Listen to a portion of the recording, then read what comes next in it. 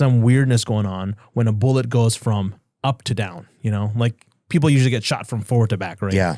From up to down and sitting in a tent is very strange. So, you know, there's some people who are suspicious about quadcopters shooting middle of tents, which is in the green zone, the safe zone where civilians live. But it's almost every day, civilians, girls, boys being shot by quadcopters. I haven't seen one myself, but I wasn't out there, right? I was in the hospital. When you said quadcopter, what do you mean by that? Well, this is kind of interesting. So they're basically these drones that have been engineered to shoot. It has like an assault rifle on them, remotely activated. It's like a kind of a look at this drone, so to speak. Mm-hmm. Does it look like that kind of? I haven't seen one. Oh, you haven't?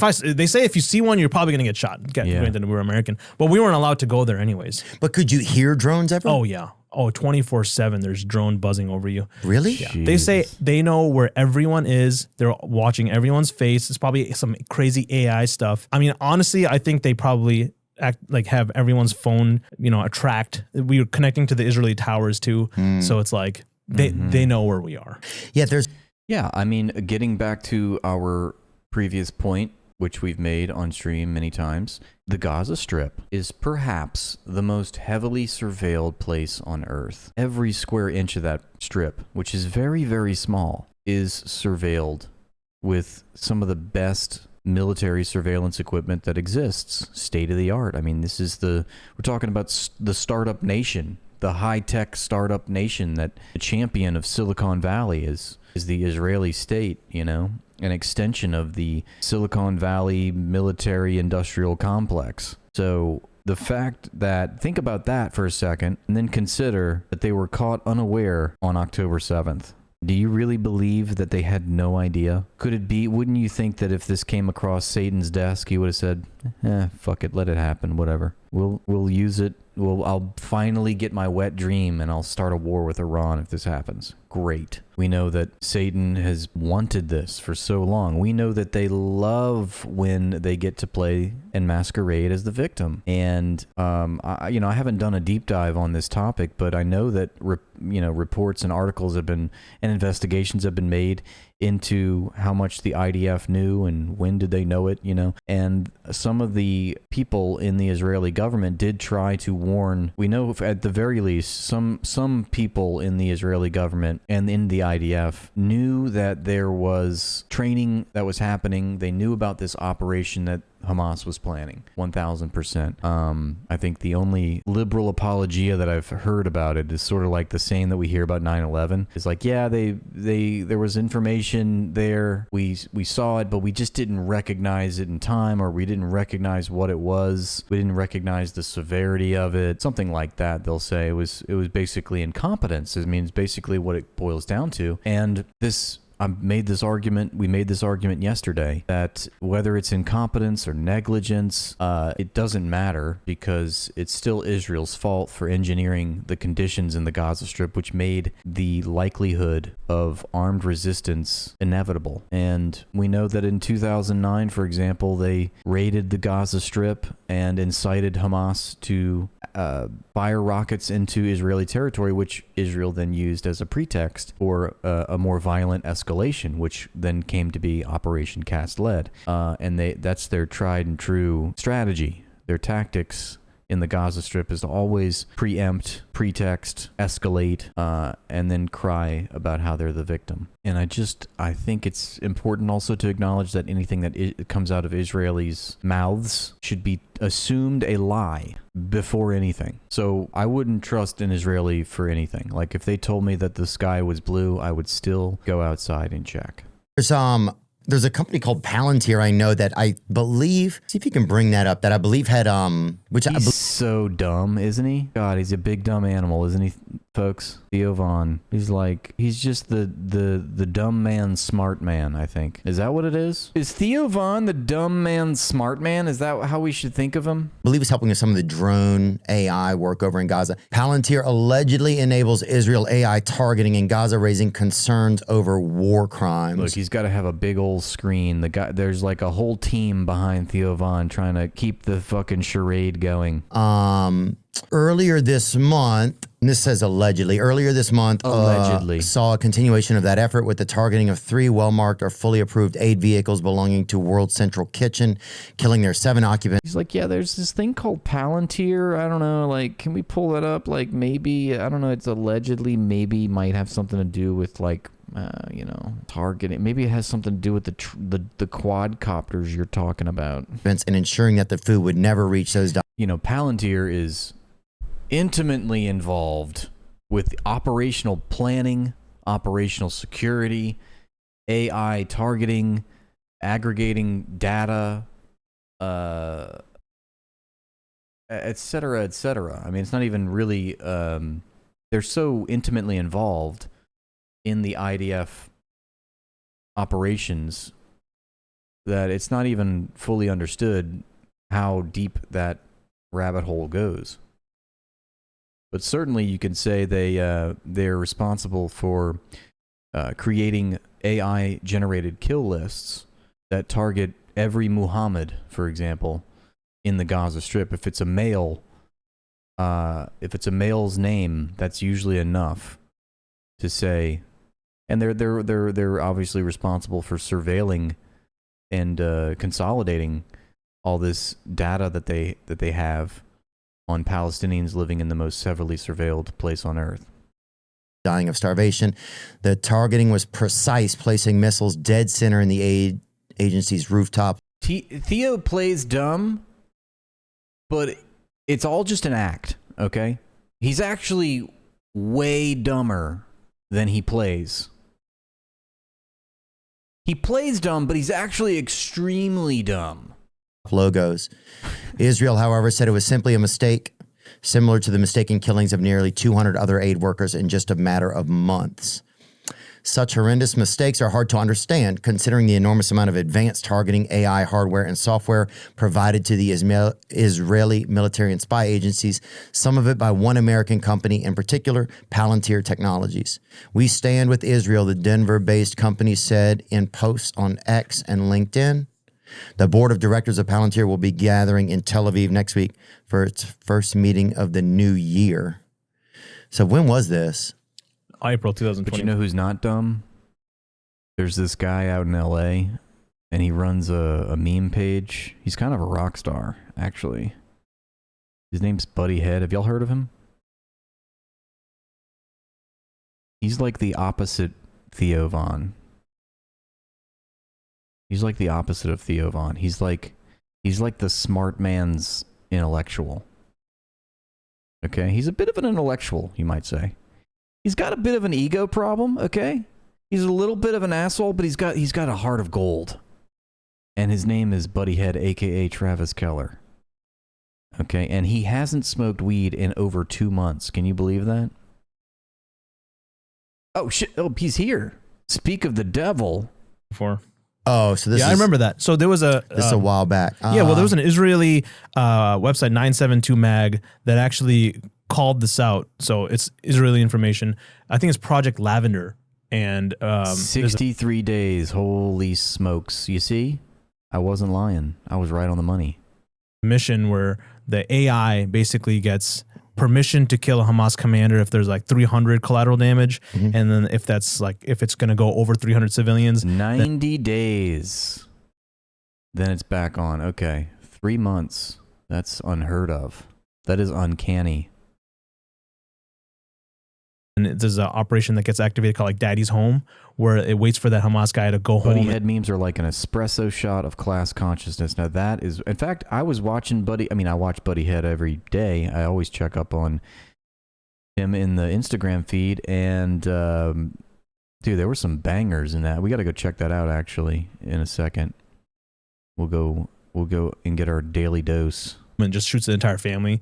It's just crazy. Like the fact Buddy Head's is going to go 90 days without weed, but imagine going 90 days without Buddy Head.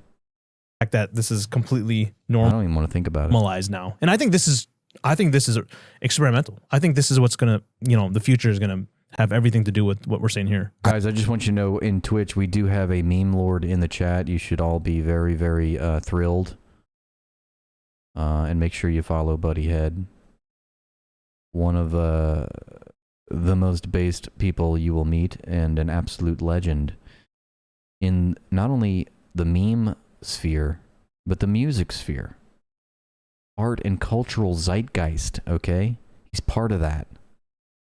I agree with you. Go back to that first article. Just the project involves selling the ministry an artificial intelligence platform that uses reams of classified intelligence reports to make life or death determinations about which target. I'm so excited and shocked and surprised and elated that Theo Von can actually read. To attack. In an understatement several years ago, he's from Louisiana, okay?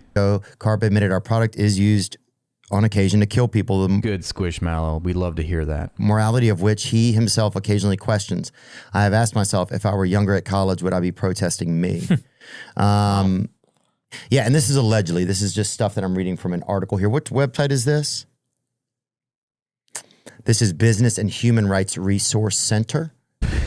What's everything that Theo Von reads or says, it's almost like he's learning for the first time. You can tell his eyes are just wide.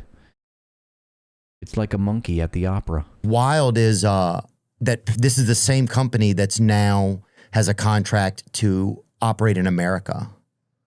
Palantir lands $10 billion Army software and data contract. So Palantir has linked a contract with U.S. Army. That's true. That was an own goal. You caught it, Iggy the Fig. I am from Louisiana. I really did do a self-report right there. That was bad. Worth up to $10 billion to meet growing warfare demands over the next decade.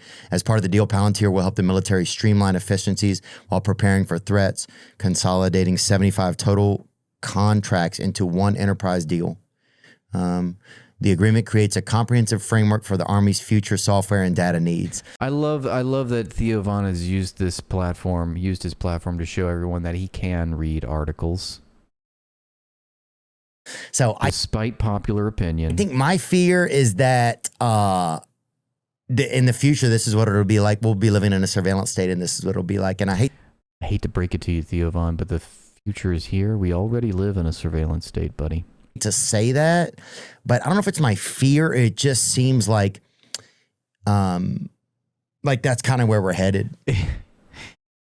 It's so funny because it's like everyone is on board with this, and he's just like he's like holding out on us. He's like, yeah, it might be, you know. He's like 10 years too late. Like all of these comments would go so hard in 2015. You know? Theo Von goes so hard for 2015. Making the most insightful comments that you can think of 10 years ago. Did it ever seem over there? Yeah, like it was a experimental grounds over there. Like it must seem so dystopian that you're like, what even? Because does it feel like a war? Where do you see like Hamas troops? Like, do you see any of that military? No. Truly an oracle of our time. It seemed overkill for what we were visualizing. Like, you know, see F-35 or F-16. I'm not sure which one, but some fast jet flying overhead at night. And then you hear the drone buzzing. Then you hear the tank, the Merkava tanks in the distance. You can see them with your own eyes, right? And then you hear them shooting, and then you can hear the shell landing. And then you hear the Apache helicopter shooting, and then you hear the rockets landing. And it's like, how is this all happening against some people underground? That's right, bad cookies. You got an iPhone, buddy? Well, Theo, you're being tracked, okay?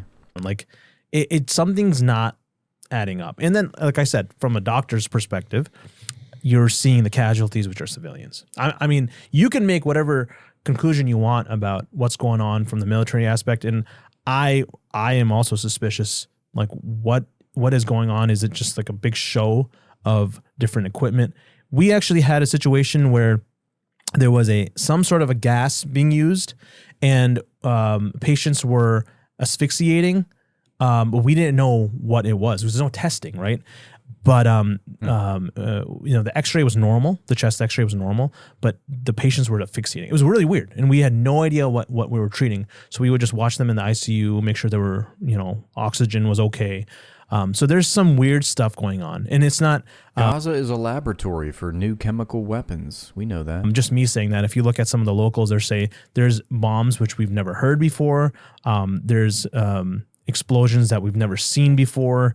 One time we saw this bomb that's like a shotgun bomb that explodes into thousands of pellets and just disfigures the body. It doesn't penetrate as deeply, but it just completely disfigures the body. And it's just like, man, like what is going on? There's such a variety of different things from a military point of view going on.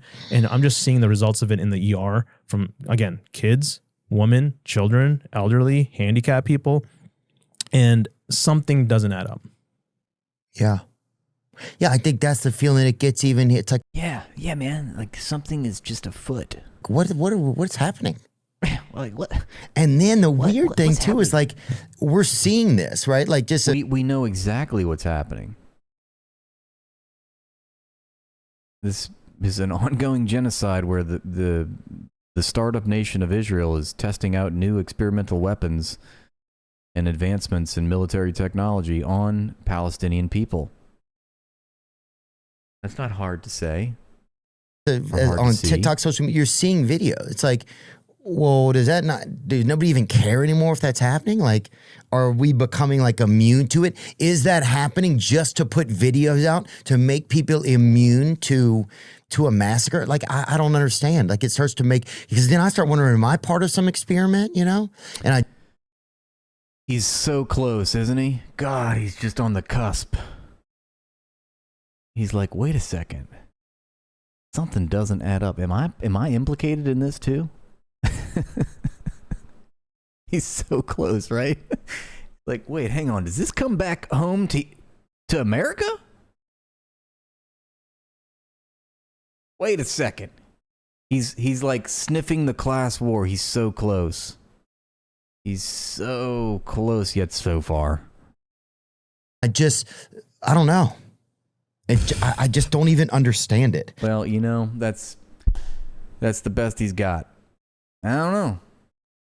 This shit happening in Gaza, it's just like, I don't know why is that happening? Well, I don't know. Anyway, back to you. But then it does start to make you believe in pure evil because you're like, well, what else would do something like this? Yeah, there's actually this interview with Peter Thiel with some... Theo, I mean, I hate to break it to you, but you live in the Imperial Core, son. You're 45 years old. How do you not know the answers yet? You're a 45-year-old child masquerading like you're an adult with a intelligent, you know, free-thinking brain, but you really are behind. You really are quite behind, aren't you?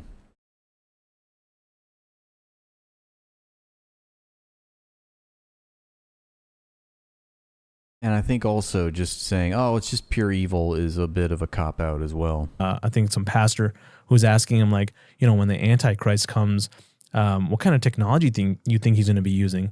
And then he's like, oh, I think Greta Thunberg, you know, I think that she's going to develop the technology for the Antichrist. And then the pastor's he's like a 12-year-old girl. He's like, what's like going on? Like, it just seems like things are just not right. It's almost like it's pure evil, but like, am I in this too? Well, you're developing this like defense company that has all this technology. Don't you think maybe the Antichrist would be using your company? He's like, no, I don't see that. It's like children are being massacred, maimed, bombed, exploded, you know, starved, shot down senselessly. And Theo Von's over there in the corner like, something is amiss. you gotta watch really? it. It's awesome. Let me see it. It's awesome. Pull it up. This is my very specific question for you, right? Is that you're an investor in AI. You're deeply invested in Palantir, in military technology, in technologies of surveillance, in technologies of warfare, and so on, right? And it just seems to me that when you tell me a story about the Antichrist coming to power and using the fear of technological change to sort of impose order on the world, I feel like that Antichrist would maybe be using the tools. He should have said maybe be you. I feel like Antichrist might be you. He said maybe using the tools. No, you say maybe it's you, Peter Thiel. that you are he already like smirked. He already smiled because was already his takeaway of what the guy was going. He's like, "Oh, you're implicating me here." He did it in a very nice way, though. You saw how he like sort of sidestepped that a little bit.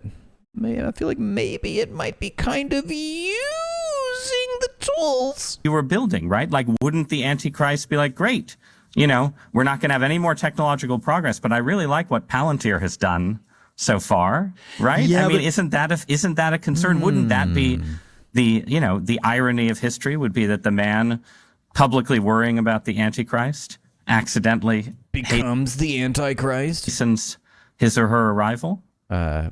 I don't think it's by accident at all. And remember, this is an example of high-tech billionaires promulgating, is that the right word? Promoting this apocalyptic future where the rapture, they all believe in the rapture, weirdly enough, that there's this rapture that's going to happen. They're so radical evangelical and deeply religious, apparently, all of a sudden. And they promote this idea, this ideology. It's not really too strange when you think about it, because we know that if you're a capitalist, you are incapable of objectively articulating the material conditions of the world and acknowledging that the system that you benefit from and are responsible for is becoming outmoded, and that is a historical process that is undeniable, and we can verify through history by looking at past political economies that have been born, evolved, and died. But if you want to maintain your power, you can't acknowledge that, because as soon as you acknowledge that, you spell a death sentence for your class. So they are tied to religious idealism, because religious idealism is static. It never evolves. It's always God is the Holy Trinity, eternal, the conception of the universe is static with religion. It never changes. And so if you're a capitalist, that's quite a good vision to promote about the world, because everything can stay the same then, and you can promote that. But it's ahistorical. Ultimately, it's,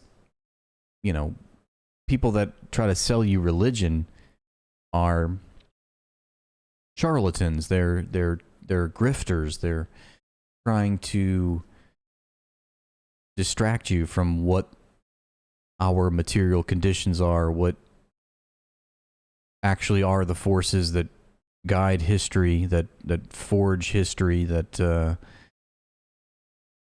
very concept that history is always evolving. Nothing is static. There are all these different scenarios. I obviously don't think that that's what I'm doing. He's just like, his best answer is no. Wrong. I don't think that's what you're doing either. He's like, wait, hang on. I'm on your team, okay? Please cut me that check, Peter Thiel. I'm on your team. I'm just asking questions. I'm just interested in how you get to a world willing to submit to permanent authoritarian rule. Well, but doesn't have an answer. But again, there are these different gradations. My advice to Peter Thiel is to take less interviews. The more you open up your mouth, the more people see you as this inhuman reptile who is vying for the destruction of humanity and the eternal reign of his class. Of this we can describe, but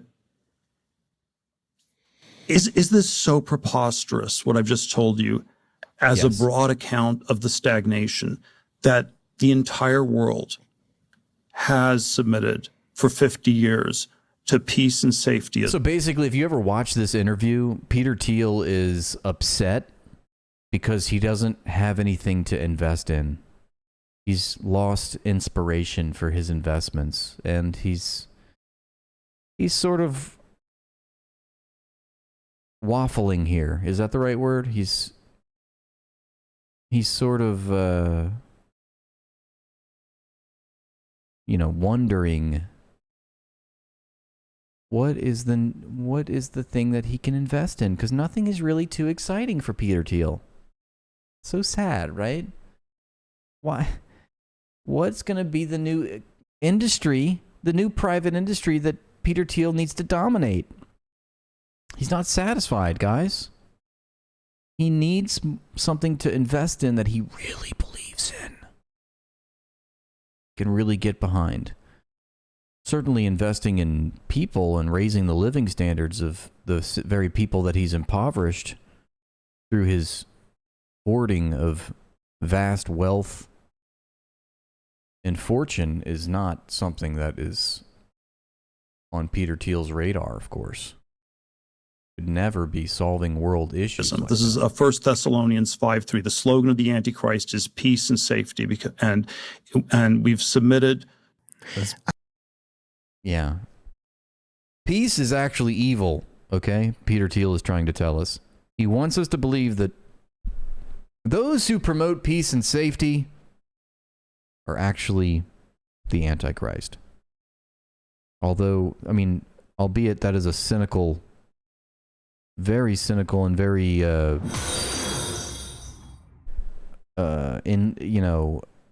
insightful comment from Peter Thiel that says a lot about him. It's also, in a weird way, kind of true, because we hear a lot from the Antichrist incarnate, Satan Milikowski, talking a lot about peace and security, or as he calls it, peace through strength. But he actually is the Antichrist. But we know that he's not actually promoting peace and security. He's promoting the most depraved shit you can think of. I mean, and you know what? It's scary to be alive, but at the same time, it's like, I don't think it's scary to be Theo Von, okay? this is where you are. This is where we are. And most people just want to take care of their families, you know? Nobody thinks that Theo Von is scared. Most people just want to take care of their families. That's true. They just want to get home and get their kids safe and get them fed, you know? And oh, there it is.